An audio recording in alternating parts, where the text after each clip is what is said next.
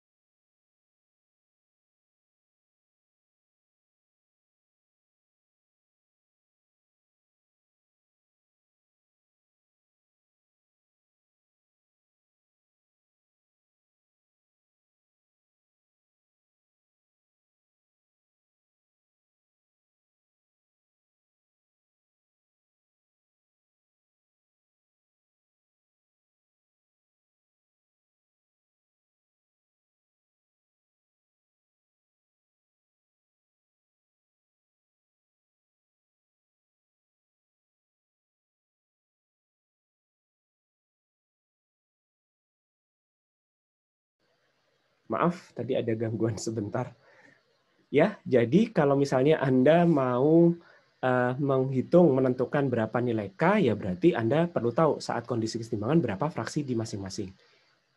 Ya, jadi eksperimen. Nah, cuman kan eksperimen sulit ya. Bagaimana cara cukup kompleks. Nah, biasanya ini diramal dengan menggunakan data-data termodinamika. Ya, diramal dengan menggunakan data-data termodinamika. Kemudian ada yang masih ingat bagaimana cara meramalnya waktu kuliah termo? Kayak sihir, Pak. Gimana? Nggak apa-apa, Pak. Udah lupa, Pak. Ya, kalau saya lupa nggak apa-apa, tapi kalian semoga tidak lupa ya. Nah, salah satu cara yang bisa digunakan adalah Anda menggunakan kurva ini. Apakah Anda masih familiar dengan kurva ini? Kurva de Priester, Pak. Yeah. Ada yang ingat ternyata namanya. Ya, betul. Ini mengkorelasikan apa?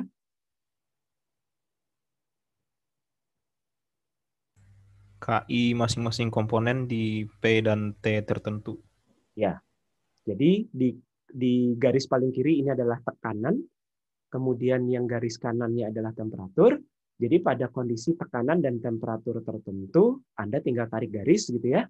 Kemudian baca saja, tergantung komponennya. Jadi yang melengkung-lengkung di tengah ini adalah komponennya. Nanti dari situ Anda mendapatkan nilai K. Nah, selain itu juga bisa menggunakan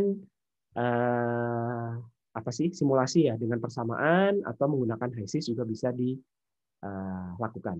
Nah, di sini saya tidak akan mengajari caranya, mestinya kalian sudah dapat di termo.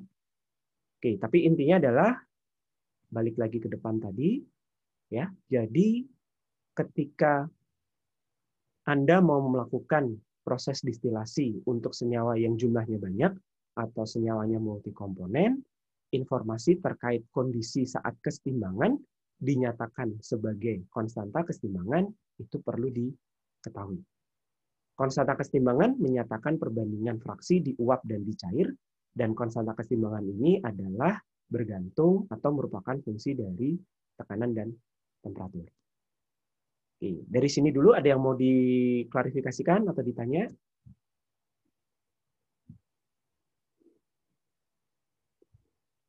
Oke, kalau tidak ada, kita lihat ke bagian slide berikutnya.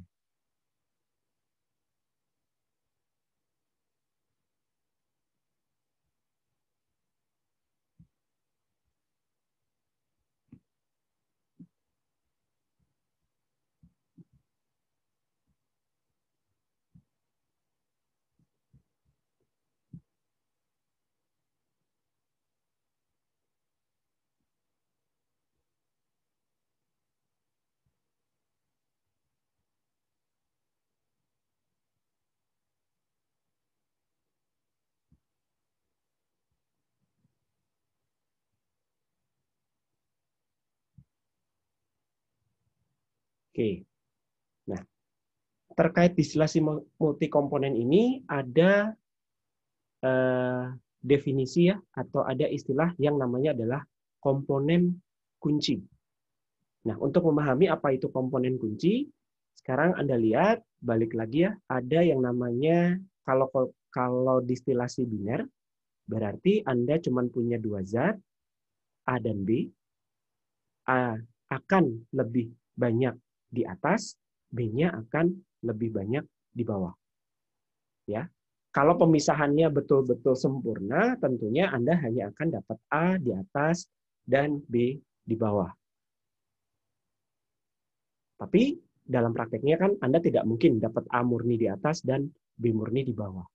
Berarti pasti Anda dapat dua-duanya di atas dan dua-duanya di bawah, tapi kemungkinannya hanya satu. Maksudnya kemungkinannya hanya satu adalah di atas dan di bawah itu ada A dan B, tapi di atas pasti A-nya lebih banyak. Sementara di bawah itu B-nya lebih banyak. Atau di bawah A-nya lebih sedikit. Oke. Nah, sekarang karena hanya dua komponen, dua-duanya terdistribusi ya, baik di atas maupun di bawah, maka komponen kuncinya ya A dan B. Ya, jadi komponen kunci itu adalah komponen yang ikut terdistribusi baik di distilat maupun di bottom. Yang lebih banyak di atas itu namanya komponen kunci ringan atau light key komponen, LK istilahnya. Yang di bawah itu adalah heavy key komponen atau HK. Ya, jadi komponen kunci itu yang ikut terdistribusi baik di atas maupun di bawah.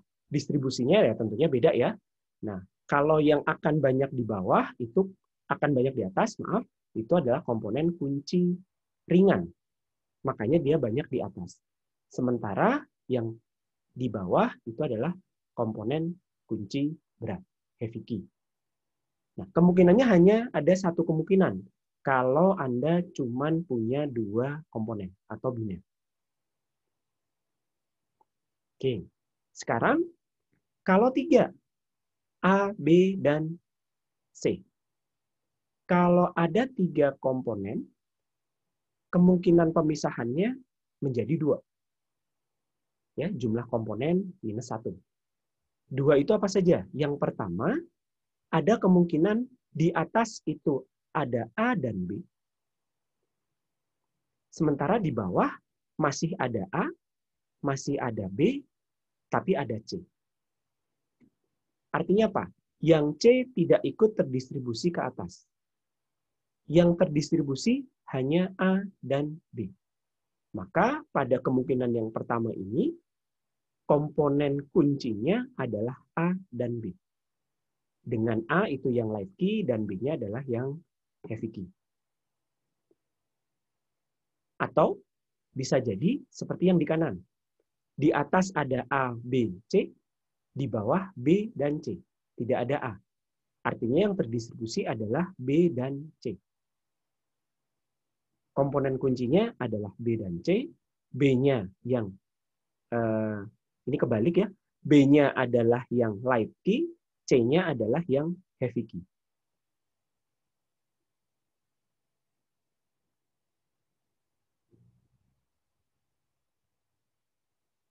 Oke ya, dari penggambaran ini bisa dipahami?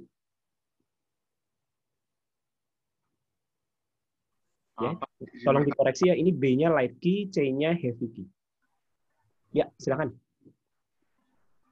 Mengapa di gambar pertama itu kenapa bukan C-nya Pak yang heavy key? Karena C-nya kan tidak ke atas, berarti istilahnya lebih berat lah dari B gitu Pak. Oh, nah, berarti ini harus balik ke sini.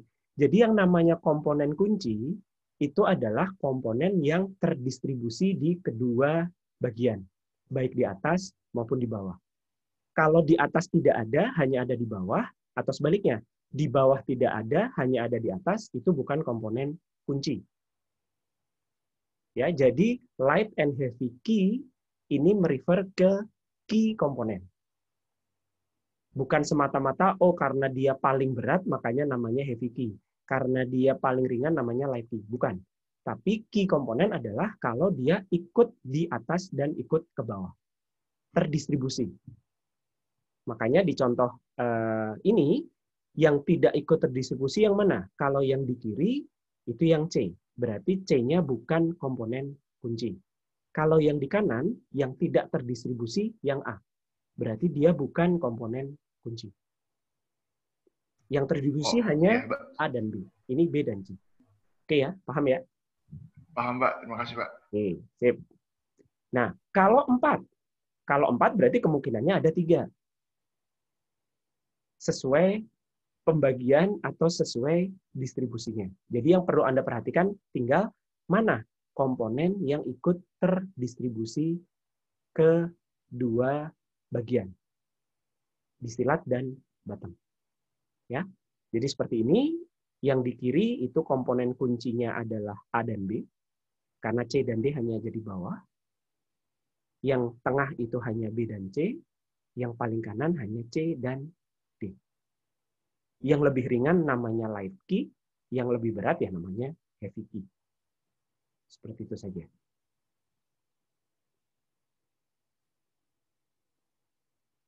Oke ya. Nah, apakah pemisahannya pasti seperti ini? Nah, semakin banyak komponennya, itu akan menjadi semakin kompleks pemisahannya. Ini kalau ada 5 misalnya. Nah, kalau ada 5, bisa jadi bentuk pemisahannya menjadi seperti ini. Kalau ada 5 kan berarti ada kemungkinan, ada 4 kemungkinan pemisahan ya. Ada 4 kemungkinan pemisahan, ada 4 kemungkinan distribusi.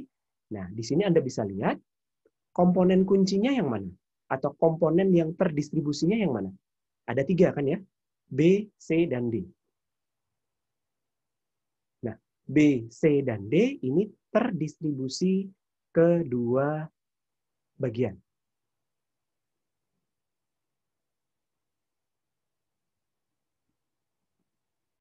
Oke ya. Nah, terus komponen kuncinya yang mana kalau seperti ini?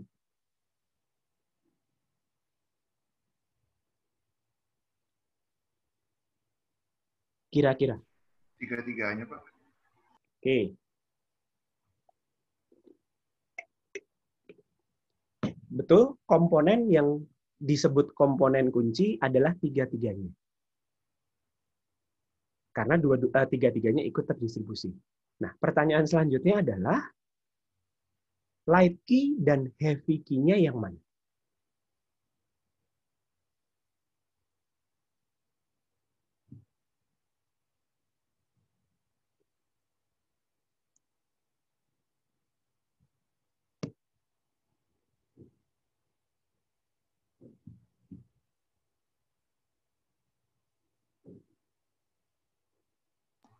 Yang paling banyak di atas sama paling banyak di bawah, Pak.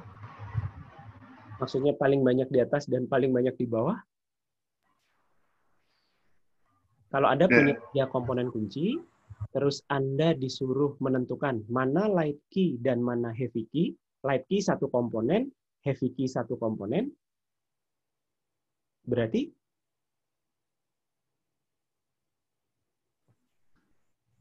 harus tahu komposisinya, Pak. harus tahu komposisinya. Oke, atau dengan kata lain, kalau Anda punya 3 komponen kunci, LK itu hanya 1, HK itu hanya 1, berarti kalau dengan 3 komponen kunci, Anda punya berapa kemungkinan? 3 ya. Berarti ada kemungkinan 3 pasangan LK-HK.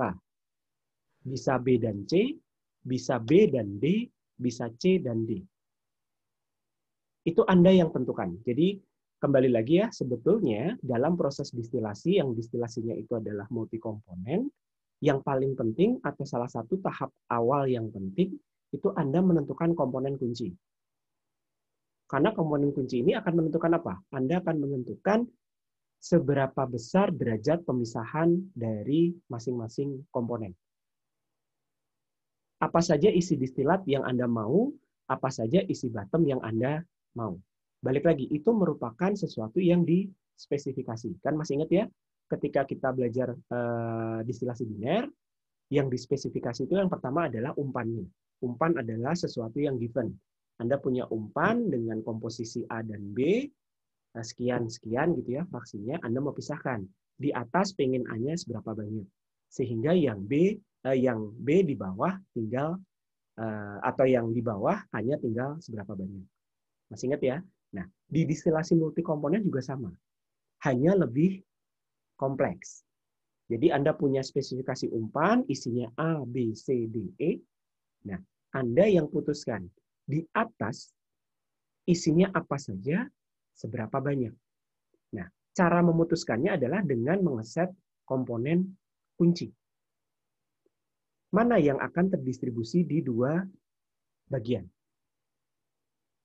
Siapa saja dari A, B, C, D, E ini yang boleh ikut ke atas dan ke bawah.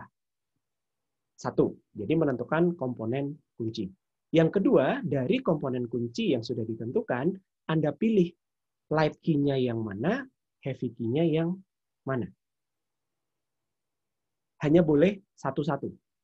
Nah, kalau seperti ini ya, Anda punya 3 komponen yang terdistribusi, lalu Anda harus memilih 1 untuk light key dan 1 untuk heavy key, ya berarti ada 3 kemungkinan yang bisa Anda pilih salah satu, itu memang harus ditentukan. Jadi nanti light key itu di atas ada berapa, heavy key di atas ada berapa. Kalau ada 3 komponen seperti ini, yang lain akan menyesuaikan.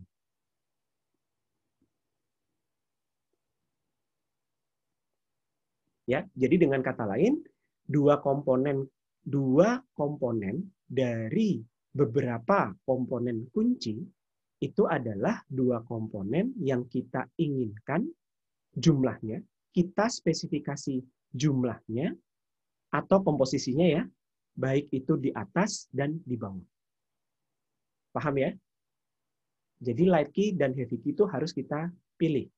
Kita tentukan dan kita spesifikasi. Di atas harus ada berapa, di bawah ada berapa. Nanti sisanya menyesuaikan. Ya, jadi komponen yang ikut terdistribusi di atas maupun di bawah, tapi bukan komponen kunci, itu nanti akan menyesuaikan. Komposisinya akan menyesuaikan. Yang kita tetapkan dulu adalah si light key dan heavy key. Ya, sebagai contoh, ini. Anda punya feed, ya, feed pada laju alir 45 normal meter kubik per jam. Dengan fraksi mol dari masing-masing komponen, mulai dari propana, iso C4 apa sih, butana ya, normal butana, isopentana, normal pentana, dan normal C6 apa namanya? Saya kok lupa. Ada ingat C6 namanya apa? Heksana. Oke. Oke ya, jadi Anda punya 1, 2, 3, 4, 5, 6. Anda punya 6 komponen. Dengan fraksi molnya masing-masing. Masih ingat ya, cara konversi normal itu tekanan dan temperatur berapa? Ada yang ingat?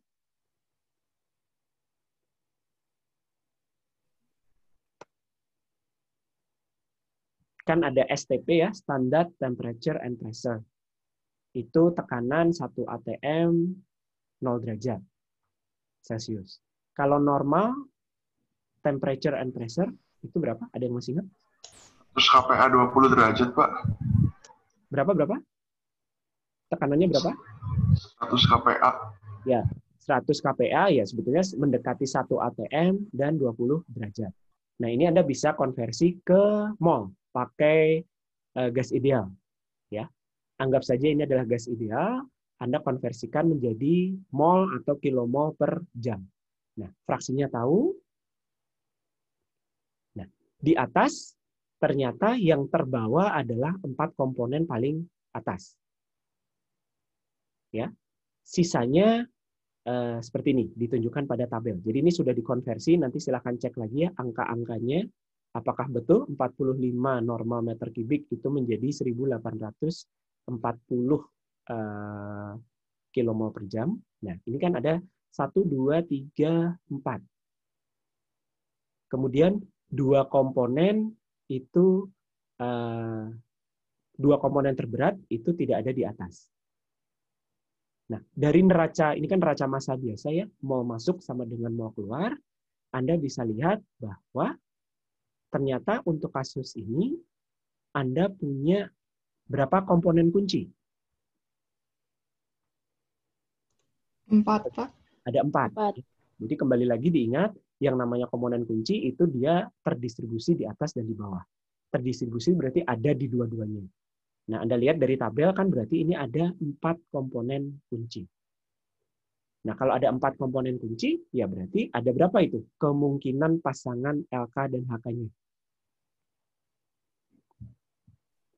6, Pak. 6 ya. Pakai permutasi itu aja ya. Ya, kira-kira ada berapa pasang? Nah, ini nanti yang Anda spesifikasikan. Mana yang akan menjadi komponen kunci. Ya, berapa misalnya Anda pilih yang menjadi komponen kunci itu adalah light key-nya adalah normal butana, sementara heavy key-nya adalah isopentana gitu misalnya. NC4 dengan IC5. Nah, ini nanti Anda spesifikasikan. NC4 dan I5 itu di atas harus berapa? Tentunya IC5-nya itu tidak boleh terlalu banyak ya. Jadi heavy key itu harus sebanyak mungkin di bawah. Light key harus sebanyak mungkin di atas.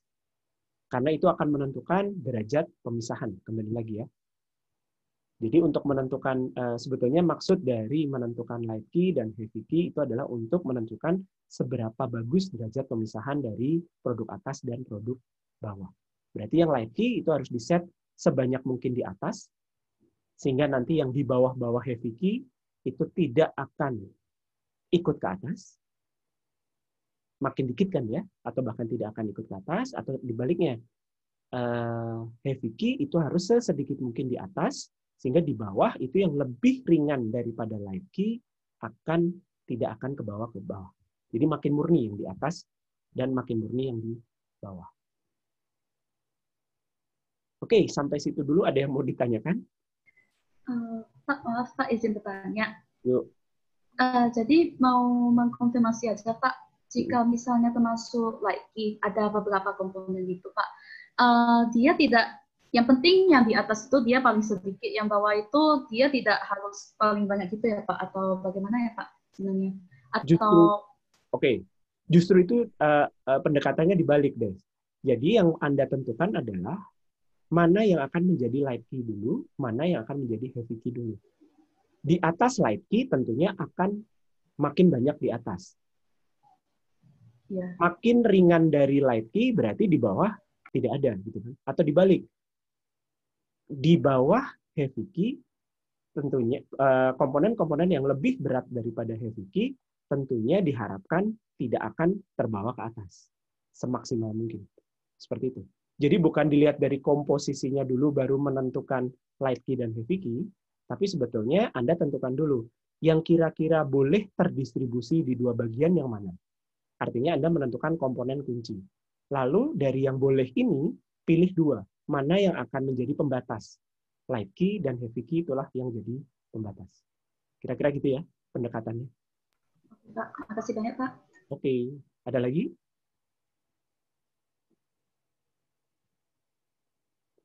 Baik, kalau tidak ada, sepertinya waktunya sudah lewat. Kita lanjutkan lagi hari kapan sih kuliah? Hari Kamis. Oke ya. Terima kasih. Assalamualaikum warahmatullahi wabarakatuh.